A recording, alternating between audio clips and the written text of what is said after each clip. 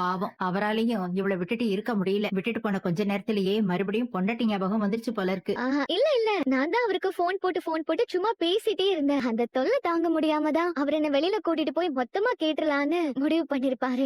எப்படியோ போ, புருஷனை நல்லா கைக்குள்ள போட்டு வச்சிருக்கா உன் பொண்ணு. அதுக்காக வேலை செய்யற நேரத்துல சும்மா சும்மா அவருக்கு போனை போட்டு போட்டு தொந்தரவு எல்லாம் கொடுத்துட்டு இருக்காதடி. ஆபீஸ்க்கு போய் அவர் வேலையை செய்வாரா இல்ல நீ கேக்குற கேள்விக்கெல்லாம் பதில் சொல்வாரா? வெண்ணிலா, என்னடி திடீர்னு சர்ப்ரைஸ் கொடுக்கற? ஒண்ணு பாக்கலாம் தான் வந்தேன். ஏய், உன் கால் இப்ப எப்படி இருக்கு? அதெல்லாம் எனக்கு ஒண்ணும் இல்ல. அவர் தான் பயந்து போய் நான் ஹாஸ்பிட்டலுக்கு கூட்டிட்டு போயிட்டாரு. நீ நடக்கிறதுக்கே கஷ்டப்பட்டேடி.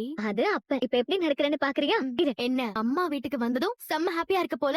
சரி, புது சாரி எல்லாம் கட்டிருக்க, ஏதாவது விசேஷமாடி? விசேஷம்லாம் ஒண்ணும் இல்ல, ஆனா ஸ்பெஷல் டே தான். புரியல. அவரோட நான் வெளியே போறேன். நிஜமாவா? கண்மணி, இன்னைக்கு அன்பு கூட இருக்க போறது நீ இல்ல, நான் தான். கிளம்பிட்டியா? நீங்க கிளம்பிட்டீங்களாங்க? இன்னும் ஆபீஸ்ல வேலை முடியலையா? லேட் ஆகுமா? இன்னும் எவ்வளவு நேரம் ஆகும்? ஹலோ, தானே வேணாங்கிறது. நான் உன்னை கேட்டா அதுக்கு பதில் சொல்லணும். அதுக்கு பதில் சொல்லாம என்னைய திருப்பி கேள்வி கேப்பியா? நான் உன்கிட்ட என்ன கேட்டேன்? கிளம்பிட்டியான்னு கேட்டீங்க.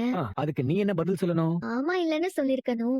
அதை விட்டுட்டு நீங்க கிளம்பிட்டீங்களா கேட்டா என்ன அர்த்தம்? ஓ, நீங்க அப்படி கேட்டீங்களா? நான் கார்ல வர சவுண்ட் உங்களுக்கு கேக்குமே, அதுலயே நீங்க புரிஞ்சுப்பீங்கன்னு நினைச்சேன். சரிங்க, சீக்கிரம் வந்துருவீங்கல்ல? கவலைப்படாத, உனக்கு தான் அங்க இருந்து வரதுக்கு கொஞ்சம் தூரம். எனக்கு இங்க இருந்து ரொம்ப பக்கம் தான். அதனால தான் உனக்கு அப்புறமா நான் கிளம்புறேன். இன்னும் நான் 10 நிமிஷத்துல அங்க இருப்பேன்.